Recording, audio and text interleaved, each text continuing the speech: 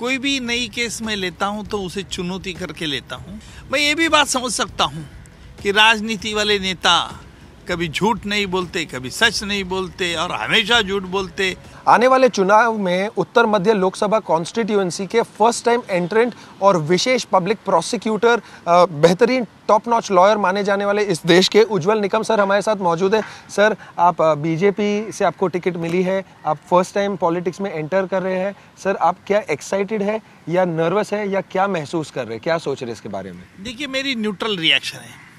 कोई भी नई केस मैं लेता हूं तो उसे चुनौती करके लेता हूं। वैसा पॉलिटिक्स भी मैंने एक चुनौती तौर पर स्वीकारा।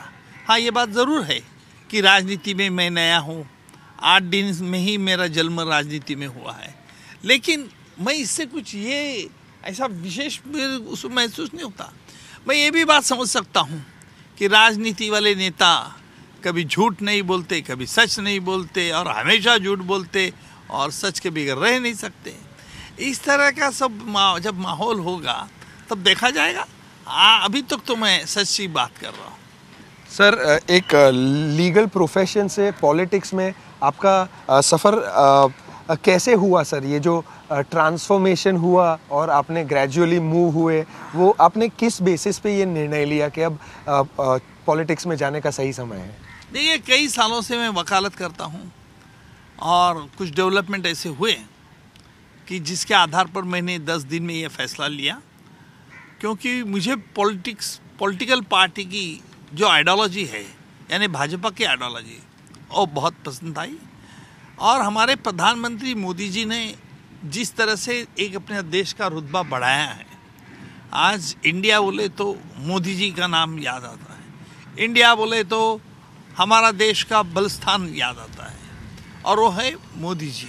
और मोदी सरकार ने आम आदमी के लिए जो भी कुछ विशेष काम किए, उससे मैं पॉलिटिक्स में अट्रैक्ट हूँ। सर, हाल ही में 2 दिन पहले आपका एक स्टेटमेंट था मीडिया में जहां आपने कहा इंडिया के no longer be called a banana nation. Sir, ऐसी कोई खास वजह कि जिसके आधार पे आपने ये कहा हो?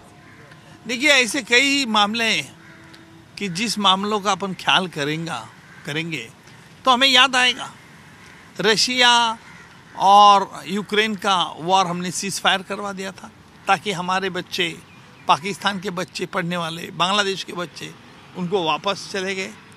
दूसरी बात, कतार कोर्ट ने हमारे एक्स नाविक ऑफिसर को फांसी की सज़ा दी थी, लेकिन मोदी जी ने किंग के पास इस तरह से राजनीति की कि किंग ऑफ कतार ने या 8वीं एक्स नेवी ऑफिसर को छोड़ दिया, भारत में लाए।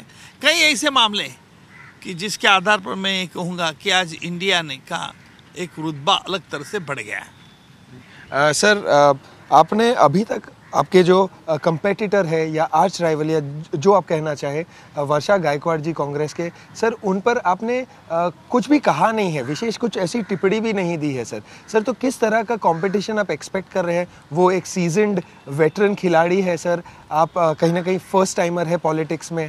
तो देखिए, मीडिया ऐसी उम्मीद क्यों करती है कि राइवल कैंडिडेट ही हमारा कोई पर्सनल निजी दुश्मन नहीं है, वो उनकी पॉलिटिकल पार्टी के विचारधारा से विरोधक खड़ा है, हम हमारी पॉलिटिकल पार्टी से खड़ा है। लेकिन अगर आप हमें उकसा रहे हैं तो मैं ज़रूर ये बात कहूँगा कि वो सीजन्ड सीनियर पॉलिटिशियन है, लेकिन हम भी कच्चे खिलाड़ी नहीं हैं। हम भी कानून के दरवाजे पे थे, कानून की दलीलें देते थे। तो इसमें क्या है, ये चुनाव इस तरह से नहीं देखा जाता है।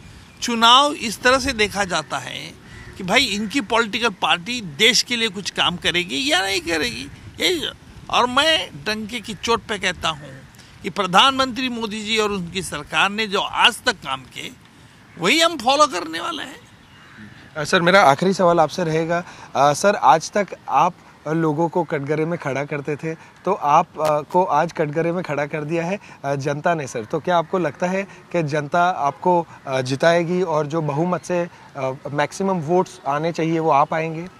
ये देखो, ये बिल्कुल गलत आप कह रहे हैं कि जनता ने मुझे कटघरे घर में खड़ा कर दिया।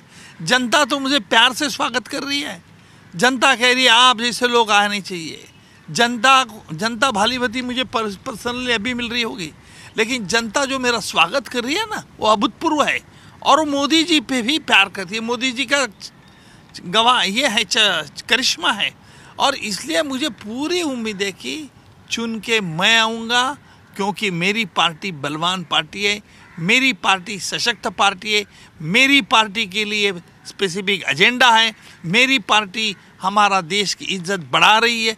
इसलिए मुझे पूरा आत्मविश्वास है कि मैं और मेरी पार्टी के उम्मीदवार सभी जीत के आएंगे।